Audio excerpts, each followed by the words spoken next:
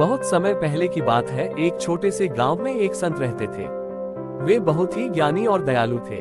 उनका नाम संत रमेश था। संत रमेश का जीवन बहुत ही साधारण था। वे हमेशा साधना और भक्ति में लीन रहते थे। एक दिन गांव में एक युवक आया जो बहुत ही परेशान और दुखी था। वह संत रमेश के पास पहुंचा और बोला, गुरुजी, मेरे जीवन में बहुत समस्याएं हैं।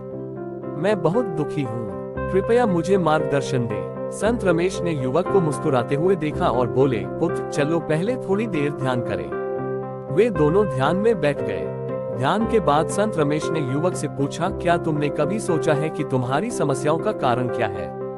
युवक ने उत्तर दिया, गुरुजी, मेरी समस्याओं का कारण मेरे आसपास के लोग और परिस्थितियां हैं। संत रमेश ने शांत स्वर में कहा, पुत्र, हमारी समस्याओं का मुख्य कारण हमारे मन की अशांति होती है।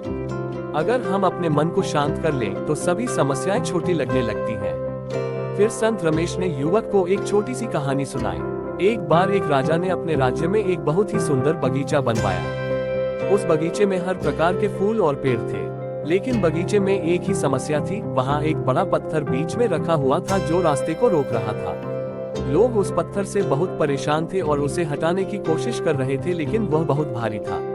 एक दिन एक वृद्ध व्यक्ति उस बगीचे में आया। उसने उस पत्थर को देखा और मुस्कुराते हुए उसे छूकर बैठ गया। उसने पत्थर को ध्यान से देखा और महसूस किया कि वह वास्तव में इतना भारी नहीं था जितना लोग समझ रहे थे। उसने अपनी पूरी ताकत लगाई और पत्थर को एक ओर सरका दिया। पत्थर हट गया और रास्ता साफ हो गया। लोगों ने वृद्ध व्यक्ति से पूछा, आपने ये कैसे किया?